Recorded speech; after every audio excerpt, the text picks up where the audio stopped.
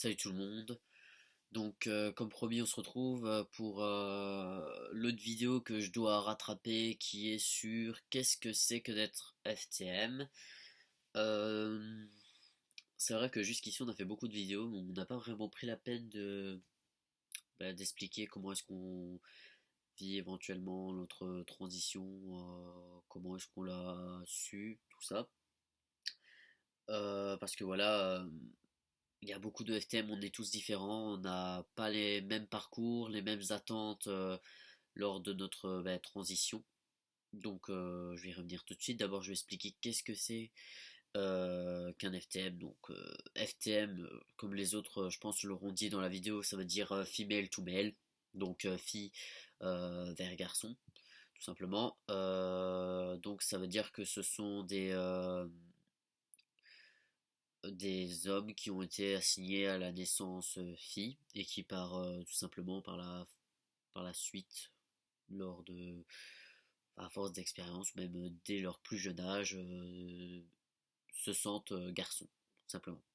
Maintenant, voilà, certains FTM vont s'en rendre compte plus tard, d'autres plus tôt. Ça dépend vraiment de chaque personne, mais bon, c'est pas parce que vous vous en rendez compte quand vous avez 40 ans que c'est pour autant bizarre ou quoi que ce soit que vous êtes moins FTM qu'un autre. Enfin, de toute façon, il n'y a pas de seuil de FTM, des trucs ainsi. Mais voilà, c'est vraiment du au cas par cas. Oui, et donc FTM, l'abréviation est forcément dans l'autre sens. Si on dit garçon vers fille, c'est MTF. Donc voilà. Maintenant, je vais donc peut-être parler de moi dans mon enfance. Je suis en... C'est pas grave. Moi, quand j'étais petit, quand j'ai demandé à mon père, il m'a dit qu'en fait j'étais un garçon très violent, quand même un peu beaucoup. Je prenais facilement la mouche, je m'énervais très facilement, j'avais un caractère assez masculin. Et d'ailleurs, mon père m'avait expliqué que quand j'avais 4 ans, il en discutait avec ma mère et que ma mère s'inquiétait et lui disait ouais, notre fille va être lesbienne et tout. Ma mère pensait ça parce que voilà, j'avais vraiment un caractère vraiment bien trempé et vraiment une attitude de garçon, même si malgré tout on m'habillait comme une fille quoi. Parce que c'était ma mère qui décidait des vêtements forcément à ce temps-là. Et voilà, j'avais vraiment un caractère masculin, même si voilà, on peut pas vraiment dire que à ce moment-là, on peut pas vraiment dire qu'à ce moment-là, c'était sûr que j'allais changer de sexe ou quoi. C'était juste mon caractère. J'avais juste un caractère très très fort. J'étais très très impulsif. Et aussi, comme j'avais les cheveux très très courts, parce qu'en fait, ce qui se passait, c'est que comme j'avais les cheveux très fins, ma mère les coupait très très souvent pour pouvoir les épaissir. Donc j'avais vraiment une toute petite mèche là et vraiment très très court sur les côtés comme maintenant. D'ailleurs, ça m'allait très bien. Et donc je faisais des très très masculins au niveau du visage en fait. Forcément, je m'en rendais pas compte. Donc on va dire que une grosse partie de ma vie, donc jusqu'à facilement mes 14 ans, pour moi je ne me posais pas vraiment de questions par rapport à mon sexe, ma sexualité, tout ce qui s'ensuit. Pour moi, c'était pas important. Je vivais ma vie d'enfant sans forcément trop être préoccupé, même si j'avais déjà un certain mal-être en fait, parce que quand j'étais petit, je sentais que j'étais un peu à l'écart des autres enfants et que j'étais, disons, différent. Je me sentais pas très bien dans ma peau, sans doute aussi à cause de mon poids et que je me trouvais pas non plus très très beau. Et je regardais beaucoup par-ci par-là. Je regardais un peu les filles, comment elles se comportaient. Quand je voyais qu'elles étaient avec leur maquillage, leur vernis, les trucs ainsi, ça me plaisait pas, quoi. Je m'identifiais plus aux garçons, donc je jouais souvent avec des garçons. Ou en général, j'avais très très peu d'amis. Voilà, je savais vraiment pas dans quel groupe je voulais appartenir, je savais pas trop, on va dire, qui j'étais, je comprenais pas trop. Mais comme j'étais petit, on va dire que voilà, ce truc-là, je le laissais de côté. Et c'est vraiment à l'adolescence que là, ça a commencé un peu plus à mal tourner, parce que bon, j'ai eu forcément mes règles, comme on va dire toute fille devra avoir, donc je les ai eu genre vers 13 ans. Pour moi, c'était pas très normal. Et aussi, j'avais eu des cours de sexualité par rapport au fait forcément d'avoir des rapports avec des hommes. Je trouvais ça pas normal. Pour moi, ça me dégoûtait en fait d'être éventuellement enceint et d'avoir un enfant. Je ne voulais pas.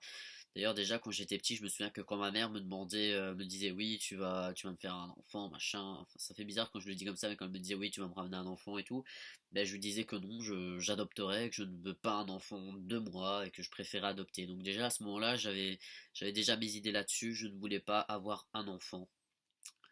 Pour moi, c'était clair, net et précis, quoi. Et donc en fait,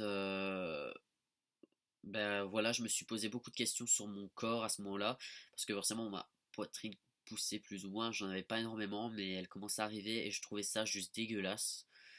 Ce truc-là n'avait rien à faire là pour moi. Mais c'est pas comme si que j'y pensais H24, en fait, ça m'obsédait pas, mais c'est par moments que je me sentais mal par rapport à ça. Et puis j'ai eu un moment assez déprimant entre une période de ma vie, donc ça a duré quand même 3 4 ans on va dire, où j'étais pas trop bien et où je me posais des questions sur moi tout simplement et où j'essayais de m'identifier, de, de ressembler aux filles tout simplement, donc en me féminisant un maximum, chose qui ne m'a pas du tout plu et j'étais encore plus mal. Et voilà, après on va dire que je m'en suis rendu compte en regardant une vidéo. Parce qu'en fait, à ce moment-là, j'étais déjà habillé comme un garçon parce qu'en fait, je pensais que j'étais lesbienne, mais je ne me voyais pas avec une fille en tant que fille féminine, je me voyais seulement en tant que fille masculine, donc assez masculin, tout ça. Donc à partir de là, je m'étais coupé les cheveux et je m'habillais en tant que garçon. Et je commençais quand même à me poser des questions un petit peu parce que comme les gens dans mon passing m'appelaient monsieur, ben, petit à petit je remarquais que je voulais que ça reste monsieur et que je voulais pas que les gens voient que j'étais une fille en fait. Donc je me posais quand même des questions et j'en avais discuté avec mon ex qui, comme je l'ai déjà répété dans plusieurs vidéos, lui aussi s'est rendu compte par la suite qu'il était FTM. Et en fait, une fois, je lui ai posé une question et j'ai regardé une vidéo sur un FTM. En fait, j'ai tapé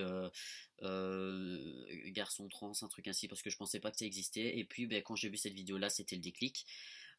Donc voilà comment j'ai vraiment su que j'étais FTM dans l'enfance, quoi.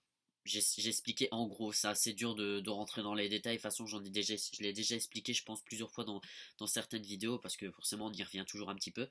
Mais en gros, c'est vraiment ça. Mais moi, pour ma part, dans ma transition, ce qui s'est passé, c'est que je vais aller jusqu'au bout de ma transition. C'est-à-dire que je compte pas m'arrêter à ce que j'ai jusqu'à présent. Donc, c'est-à-dire que moi, par exemple, j'ai été hormoné. Ouais, je vais expliquer du début, c'est plus simple. Donc, en gros, j'ai commencé mon parcours psy en 2014. Donc, c'était en juillet 2014. J'ai eu peut-être 3 rendez-vous avec la psy grand maximum et dès le premier rendez-vous, elle m'a dit qu'elle me donnerait les hormones. Ça n'a pas été simple parce que cette psy n'avait jamais pris en charge de personnes trans et donc quand je lui avais téléphoné, elle m'avait dit que clairement elle me ferait pas de cadeau et que si elle estimait que je ne l'étais pas, eh ben, elle me donnerait rien du tout. Dans un sens, limite, je trouvais ça bien parce que ça prouvait que c'était une spécialiste très consciencieuse et tout. Et j'avais déjà sonné à beaucoup de psy et j'en trouvais pas qui voulaient me prendre en charge. En fait, tout le monde voulait me diriger vers Gand parce que, comme je l'avais déjà dit, je suis belge et donc en Belgique, il n'y a pas vraiment de nom de psychiatre bien spécifique. Il y a vraiment uniquement, surtout, ce qu'on entend le plus parler, c'est l'équipe officielle à Gand avec tous leurs spécialistes psychiatres, endocrinologues, chirurgiens, dont le docteur Monstret qui prennent vraiment en charge ces personnes-là. Mais moi, je ne voulais pas passer par Gand parce que je voulais que mon parcours aille assez vite, surtout pour la testostérone, parce que je me sentais de plus en plus mal et je le vivais vraiment de plus en plus mal, mon passing et enfin vraiment mon corps en général, j'avais vraiment un mal-être vraiment et je voulais le plus possible pouvoir m'en débarrasser et me dépêcher de commencer au minimum à la testostérone et puis voir pour les opérations, mais je voulais vraiment la testo. Et donc j'ai été la voir, elle a été très très vite convaincue, elle a même fait tous les tests tous les tests qui étaient possibles. Elle m'a reposé plusieurs fois la même question, elle a vu que c'était sûr. Donc j'ai eu la testostérone, enfin l'attestation très rapidement. Puis j'ai pris rendez-vous avec un endocrinologue le 10 novembre 2014 et le 13 novembre 2014, j'ai fait ma toute première injection de testostérone. Donc ce qui fait que récemment, ça fait 2 ans que je suis hormoné. Et donc il y a bientôt un an, donc le 8 décembre 2015, ouais 2015, je me suis fait opérer de la mamec. Le 8 ou le 8 mars 2016, j'ai fait l'hystérectomie et vers juillet 2016, j'ai eu mon changement d'état civil. Et donc maintenant, dans ouais, le 31 janvier, j'ai rendez-vous, le 31 janvier ici qui va arriver, donc 2017, j'ai rendez-vous avec l'équipe de Monstray, donc à Gand, pour la phalloplastie. Donc la dernière étape de ma transition. Parce que voilà, j'allais y venir. Euh, pour certaines personnes, c'est vraiment du au cas par cas. Il y a certains FTM qui, dans leur transition, vont s'arrêter assez vite. Donc, c'est-à-dire que vraiment, il y a certains FTM pour eux, ils voudront uniquement la testo et la mamec. Il y en a d'autres, ils vont prendre la testo, ils vont faire la mamec et listée et vont s'arrêter là. Il y en a d'autres qui vont aller jusqu'au changement d'état civil ou c'est tout, ou bien qui s'identifient juste en tant qu'hommes mais vont prendre la testostérone qu'un certain nombre de temps, genre 3 4 mois, l'histoire que la voix elle mue et qu'elle change, mais qu'après ils vont l'arrêter et c'est au moins de changer de prénom, mais pas d'état civil parce que ça c'est pas possible sans hystérectomie forcément. Ou bien il y a les gens comme moi qui vont aller jusqu'à la phallo et la métadioplastie. Donc c'est vraiment du au cas par cas. Moi, je savais très très vite que je voulais aller jusqu'au bout parce que bon, je me disais que je ne voulais pas être resté avec ce sexe-là parce que de toute façon, mon sexe de fille pose quand même assez problème. Maintenant, ça va un peu mieux, mais c'est toujours assez compliqué d'avoir ça pour moi dans la vie de tous les jours parce que je ne supporte pas tout simplement. Donc malgré tout, au niveau de ma dysphorie, ma dysphorie de genre, ça va beaucoup mieux. Parce que, parce que voilà, je trouve que maintenant je fais beaucoup plus masculin. En plus, j'ai la mamec, j'ai listé, j'ai mon changement d'état civil, donc maintenant le prénom n'est plus un problème. Mais voilà, mon sexe est toujours un souci, donc c'est pour ça que je compte vraiment le faire cette dernière opération-là. Donc voilà, il y a vraiment, enfin là c'est vraiment moi ce que je ressens. Maintenant, comme j'ai dit, en tant qu'FTM, vous pouvez le découvrir tôt comme tard. Moi, je l'ai découvert, donc j'avais 17 ans. J'avais 17 ans, ouais, voilà. Donc c'était il y a seulement 3 ans que je l'ai découvert. Parce que j'arrivais pas à mettre des mots sur ce que je ressentais. Je savais qu'il y avait quelque chose qui n'allait pas chez moi, mais j'arrivais pas à mettre des mots. Maintenant, par exemple, mon ex, lui, le savait plus ou moins très jeune. Enfin, maintenant, c'est ce qu'il m'a dit. Lui, il savait enfin, il s'identifiait en tant que garçon vers 8 ans. Maintenant, faut aussi savoir que c'est pas parce que, genre, euh, je sais pas, par exemple, en tant que parent, vous avez un enfant qui est une fille qui est très masculine en étant petite, que forcément elle va vouloir devenir un homme plus tard. Par exemple, ben, mon ex, enfin, une ex à moi, donc ben, en fait, elle m'avait expliqué que quand elle était petite, elle était très très masculine et sa sœur moins. Et au final, ben, ça s'est totalement inversé, c'est-à-dire que elle en grandissant, elle est féminine et sa sœur est masculine. Et sa sœur a comme orientation, ben, en fait, elle est pour les filles et elle, par exemple, elle est uniquement pour les garçons. Donc voilà, ça veut rien dire en fait. C'est pas forcément parce que quand vous êtes petit, vous habillez vous êtes habillé qu'en tant que garçon que ça veut forcément dire que vous allez vouloir changer de sexe parce que voilà, ça peut être totalement un passage. Enfin, je sais pas comment le dire. Ça peut être juste une idée comme ça, mais ça peut changer comme ça avec le temps. Mais c'est pas aussi parce que quand vous êtes petit vous jouiez avec des jouets de filles que pour autant ça doit jouer sur le fait que vous êtes FTM ou pas. Ça veut rien dire les jouets, c'est rien du tout. Moi par exemple, bon, j'ai déjà travaillé en école maternelle et tout, et je vois parfois des petits garçons jouer avec des poupées et tout, et c'est pas pour autant que ça y est, ces petits garçons-là vont vouloir devenir des filles. Non, en fait, les jeux et tout ce qui est par rapport à l'enfance ne veut pas forcément dire que vous êtes trans. C'est vraiment quelque chose que vous ressentez au fond de vous et que voilà, vous avez vraiment un mal-être par rapport à votre corps. Maintenant, ça peut être plus ou moins important en fonction des cas. Il y en a certains que ben, leur sexe de naissance va pas forcément poser trop problème. Par exemple, pour exemple, ben, Maël, dans ses vidéos, on parle que son sexe, c'est pas forcément quelque chose de très. Enfin, c'est pas forcément une souffrance pour lui, enfin, à ce que j'ai compris, d'avoir ce sexe-là. Maintenant, pour moi, oui. Donc, c'est vraiment du au cas par cas. Donc, voilà. Je sais pas vraiment ce que je peux rajouter à ce sujet-là. Je pense que j'ai tout dit. Mais au cas où, de toute façon, si vous avez des questions, vous pouvez les poser, il n'y a pas de souci.